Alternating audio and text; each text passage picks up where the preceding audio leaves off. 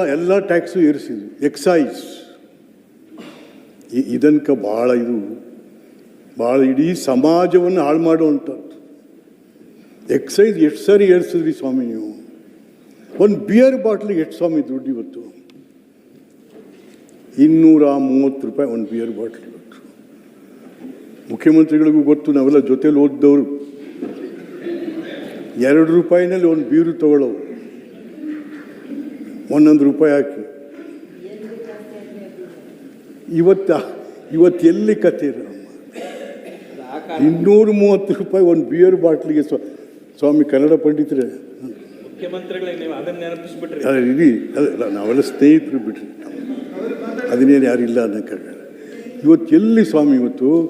ಇವತ್ತು ಹುಡುಗರು, youngsters beer bottle ತಗೊಳ್ಲಿಕ್ಕಾಗ್ದೇನೆ ಗಾಂಜಾ ಮೊರೆ ಹೋಗಿದ್ದಾರೆ.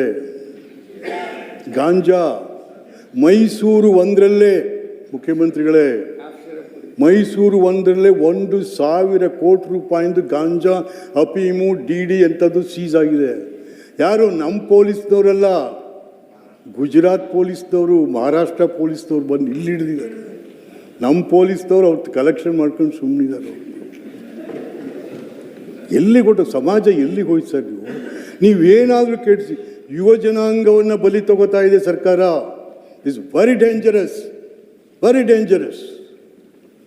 ಎಲ್ಲಿದ್ದೀವಿ ನಾವು? ಸಾರ ಇದ್ವಿ, ಯಶೋಧರಮ್ಮ, ದಾಸಪ್ಪ ಇದ್ವಿ, ನಿಜಲಿಂಗಪ್ಪನವರ ಕಾಲದಲ್ಲಿ ನಮ್ಮ ಒಕ್ಕಲಿಗರ ಹೆಣ್ಮಗಳು, ಸಮಾಜ ಕಲ್ಯಾಣ ಮಂತ್ರಿ ನಿಜಲಿಂಗಪ್ಪನವ್ರಿಗೆ ಬಂದು ತಮ್ಮ ರಾಜೀನಾಮೆ ಬಿಸಾಕ್ತಾರೆ. ತಗೊಳ್ಳಿ ನಿಮ್ಮ ರಾಜೀನಾಮೆ, ನನಗೆ ಬೇಡ. ಜನಕ್ಕೆ ಸಾರಾಯಿ ಕುಡಿಸಿ ಈ ರಾಜ್ಯ ನಡೆಸ್ಬೇಕಂದ್ರೆ ತಗೋ ರಾಜೀನಾಮೆ. 1964ನೇ ಇಸ್ವಿ ಬ್ಯಾನ್ ಆಗುತ್ತೆ. ನೀವು ಬ್ಯಾನ್ ಮಾಡಿ ಅಂತ ಕೇಳಿದ್ರೆ ಬ್ಯಾನ್ ಮಾಡಲಿಕ್ಕೂ ಆಗಲ್ಲ. ಬಟ್ ಇದು ಈ ಇಲಾಖೆನ ನೀವು ಈ ಇಲಾಖೆನ ತಗೊಂಡು ಸಿಕ್ಕಾಬಿಟ್ಟೆ ನೀವು. ಯಾಕೆಂದರೆ ಚಟ ಸ್ವಾಮಿ, ಇದು ಚಟ. ಅವ್ರಿಗೂ ಗೊತ್ತಿದೆ, ಮುಖ್ಯಮಂತ್ರಿಗಳಿಗೆ ಎಲ್ಲರಿಗೂ ಗೊತ್ತಿದೆ. ನಮ್ಮ ಹಳ್ಳಿಲಿ ಗದ್ದೆ ಉಳ್ತಾ ಇರ್ತಾನೆ, ಬೀಡಿ ಇರ್ತದೆ, ಬೆಂಕಿ ಪಟ್ಟಣ ಇರೋದಿಲ್ಲ ಅವನ ಹತ್ರ. ಬೆಂಕಿ ಪಟ್ಟಣಕ್ಕೆ ಉಳೋದು ಬಿಟ್ಟು 2 ಕಿಲೋಮೀಟ್ರ್ ಹೋಯ್ತಾನೆ ಅವನು. ಚಟ ಏನೂ ಮಾಡೋಕ್ಕಾಗಲ್ಲ. ಆ ಚಟ ತೀರಿಸ್ಕೊಳ್ಳೋಕೆ ಏನಾಗುತ್ತೆ ಇವಾಗ? ಮನೇಲಿ ಕೋಳಿ ಮಾರ್ತಾನೆ, ದನ ಮಾರ್ತಾನೆ, ಅದು ಮಾರ್ತಾನೆ, ಇಡೀ ಫ್ಯಾಮಿಲಿನೇ ಹಾಳಾಗೋಗ್ಬಿಟ್ಟಿದೆ. ಅದನ್ನು ದಯವಿಟ್ಟು ನೀವೇನಾದ್ರು ಏನಾದ್ರು ಏರಿಸ್ಕೊಳ್ಳಿ. ಇದು ಏರಿಸ್ಬಿಟ್ಟಿದೆ, ಟಾರ್ಗೆಟ್ ಜಾಸ್ತಿ ಆಗಿದೆ. 47,000 ಕಡಿಮೆ ಮಾಡಿ. The government is expecting 47 crores by the excise. ಎಲ್ಲಿ ಸ್ವಾಮಿ?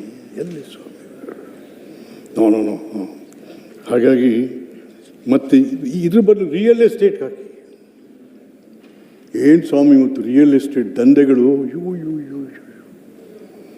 ರಿಯಲ್ ಎಸ್ಟೇಟ್ ಎಲ್ಲ MLAಗಳನ್ನೆಲ್ಲ ರಿಯಲ್ ಎಸ್ಟೇಟ್, ಮಂತ್ರಿಗಳು ರಿಯಲ್ ಎಸ್ಟೇಟ್ ಎಲ್ಲ ಹಾಕಿ ಅವ್ರ ಮೇಲೆ ಟ್ಯಾಕ್ಸ್ ಹಾಕಿ.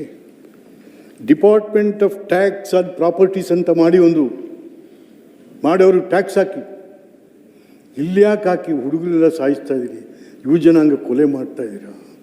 ಪ್ಲೀಸ್ ದಯವಿಟ್ಟು ನಾನು ಮುಖ್ಯಮಂತ್ರಿಗಳಲ್ಲಿ, ಹಣಕಾಸು ಮಂತ್ರಿಗಳಲ್ಲಿ ಕೇಳ್ಕೊಳ್ಳುವಂಥದ್ದು, ದಯವಿಟ್ಟು ಇದನ್ನು ತಾವು. ಮತ್ತು ಇನ್ನು ಸ್ವಾಮಿ, ನಾನು ಹೆಚ್ಚಿಗೆ ಮಾತಾಡಲ್ಲ. ಮೀಸಲಾತಿ ಒಂದು ಗೊಂದಲ ಆಗೋಗಿದೆ. ಮೀಸಲಾತಿ 2015ರಲ್ಲಿ 14ರಲ್ಲಿ ಜಾತಿವಾರು ಜನಗಣತಿ ನೀವೇ ಮಾಡಿತ್ತು. ಜಾತಿವಾರಿ ಜನಗಣತಿ ಅಂದರೆ ಒಂದು ಜಾತಿದಲ್ಲ, ಅದು ಕರ್ನಾಟಕ ರಾಜ್ಯದಲ್ಲಿ ಬದುಕಿ ಬಾಳುವ ಎಲ್ಲ ಜಾತಿ, ಜನಾಂಗ, ಧರ್ಮ, ಭಾಷಿಕರ ಗಣಕ ರಿಪೋರ್ಟ್ ಕೊಟ್ಟರು. ಏನಾಯಿತು? ಅಟ್ಲೀಸ್ಟ್ ರಿಸೀವ್ ಆಗಲಿಲ್ಲ, ಅದು ಡಿಸ್ಕಷನ್ ಆಗಲಿಲ್ಲ.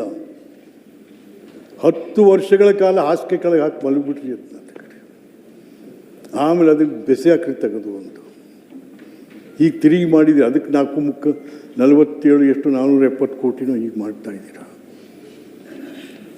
ಒಳ ಮೀಸಲಾತಿನ ಜಸ್ಟಿಸ್ ನಾಗಮೋಹನ್ ಒಂದು ರಿಪೋರ್ಟ್ ಕೊಟ್ಟರು. ಆ ರಿಪೋರ್ಟ್ನ ಬದಲಾವಣೆ ಮಾಡಿದ್ಯಾರು? ತಾವೇ. ಇವತ್ತು ಗೊಂದಲಾಗಿದೆ. ಪಾಪ ಅವ್ರು ನಾವು ಯಾಕ್ರಿ ಹಿಂಗೆ ಯಾಕ್ರಪ್ಪ ಹಿಂಗೆ ಗಲಾಟೆ ಮಾಡ್ತಾ ಇದ್ದೀರಾ ಅಂತ. ಇಲ್ಲ ಸರ್, ನಮಗೆ ಎಡಗೈನವ್ರು ಕಂಡ್ರೆ ಆಗಲ್ಲ ಸರ್. ಅಯ್ಯೋ ದೇವ, ಯಾಕೆ ನಾವೆಲ್ಲ ಬಿ ಜೆ ಪಿ ಎಡಗೈನವರು ಅಂತ ಸರ್, ಕಾಂಗ್ರೆಸ್ನವ್ರು ನಮ್ಮ ಕಂಡ್ರಾಗಲ್ಲ. ಇದೆಲ್ಲ ಆಗಬಾರ್ದು, ಇದೆಲ್ಲ ಆಗಬಾರ್ದು. ಯಾಕೆಂದರೆ ಇವತ್ತು ಒಳ ಮೀಸಲಾತಿ ಗೊಂದಲ ಹತ್ಕೊಂಡು ಕೂತಿ 1% ಅಲೆಮಾರಿಗಳು. ಅವು ನನ್ನ ಅಪ್ರಿಷಿಯೇಟ್ ಮೈ ಚೀಫ್ ಮಿನಿಸ್ಟರ್ ಹೇಳ್ತಾ ಇರ್ತಾರೆ, ಸಮಾಜ ಎಲ್ಲರಿಗೂ ಕೊಡಬೇಕ್ರಿ ಅಂತ. ಇದೇನು ಮತ್ತಿದು, ಇದೇನಿದು? ಹಾಗಾಗಿ ಈ ಒಳ ಮೀಸಲಾತಿದು ಕೂಡ ತಾವು ದಯಮಾಡಿ ಮಾಡಿಕೊಳ್ಳೋದ್ರ ಜೊತೆಗೆ ನಾನು ಕೊನೆಯದಾಗಿ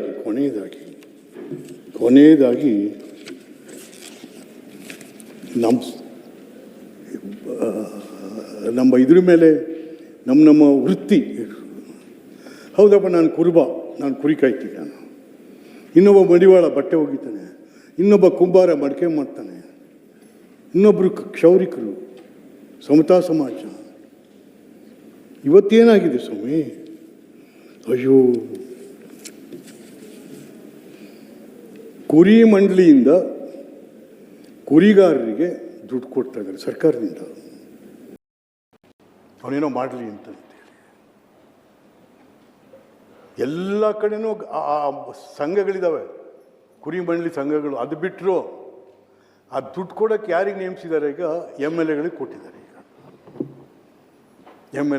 MLAಗಳು ಏನು ಮಾಡ್ತಾರೆ? ಕುರಿ ಕಾಯೋನು ಮರೆತು ಬಿಡ್ತಾರೆ ಅವರು. ಇನ್ಯಾರಿಗೂ ಕೊಟ್ಕೊಂಡು ಹೋಯ್ತಾ ಇರ್ತಾರೆ ಅವ್ರ ಪಾಡ್ಗೆ. ಅವರು ಯಾಕೆ ಬೇಕಾಗಿತ್ತು? ಕುರಿ ಮಂಡಳಿ ಇದೆ, ಸಂಘಗಳಿದ್ದಾವೆ. ಮತ್ತು ಅದ್ರ ಜೊತೆಗೆ ಇವತ್ತು ಎಷ್ಟಿದೆ ಸರ್ ಇಲ್ಲಿ? 1,20,00,000 ಕುರಿ ಆಡುಗಳಿದ್ದಾವೆ. ಬರೀ ಕುರುಬ ಒಬ್ಬನೇ ಇಲ್ಲ, ಕುರಿ ಸಾಕವನು ಬ್ರಾಹ್ಮಣರಾದಿಯಾಗಿ ಮನೇಲಿ ಇಟ್ಕೊಂಡಿದ್ದಾರೆ ಇವತ್ತು ನಮ್ಮ ಹಳ್ಳಿಗಳಲ್ಲಿ. ಎಲ್ಲ ಜಾತಿ ಜನಾಂಗದವರು ಕೂಡ ಕುರಿ ಮತ್ತು ಆಡನ್ನು ಕಾಯ್ತಾರೆ. ಲಾಭದಾಯಕ. It's a moving bank. ಇವತ್ತೇನಾಗಿದೆ ಅದಕ್ಕೆ? ಕುರಿ ಕಾಯೋನ ಕತೆ ಏನಾಗಿದೆ? ಕುಡಿದ್ರೆ ದಿಸ್ ಇಸ್ ಎ ಪ್ರೊಫೆಷನ್. ಎಷ್ಟು ಜನ? 10 ಲಕ್ಷ ಜನ ಅಲೆಮಾರಿ ಕುರುಬರಿದ್ದಾರೆ. 10 ಲಕ್ಷ ಜನ. ಇವರಿಗೆಲ್ಲ ಉದ್ಯೋಗ ಆಗಲ್ವ ಸ್ವಾಮಿ? ಇವರಿಗೆಲ್ಲ ಅನ್ನ ಆಗಲ್ವ ಸ್ವಾಮಿ? ಹಾಗಿದೆಲ್ಲ ಯೋಚನೆ ಮಾಡಬೇಕು ಅಂತಕ್ಕಂಥದ್ದೇ ನಾನು ಸರ್ಕಾರವನ್ನು ಒತ್ತಾಯ ಮಾಡ್ತಾ ಇರ್ತಕ್ಕಂಥದ್ದು. ಹಾಗಾಗಿ ನಾನು ಮತ್ತಿನ್ನೂ ಹೆಚ್ಚಿಗೆ ಮಾತಾಡಿದ್ದೀನಿ. ನನ್ನ ಪುಣ್ಯ, ಮುಖ್ಯಮಂತ್ರಿಗಳು ಕೂಡ ಸದನಕ್ಕೆ ಬಂದಿದ್ದು, ನನ್ನ ಮಾತನ್ನು ಆಲಿಸಿದ್ದು ಕೂಡ ನಮ್ಮ ಪುಣ್ಯ ಅಂತ ನಾನು ಭಾವನೆ ಮಾಡ್ಕೋತೀನಿ. ಹಾಗಾಗಿ ಅವರಿಗೂ ಕೂಡ ನಾನು ವಂದನೆಗಳನ್ನು ಹೇಳಿ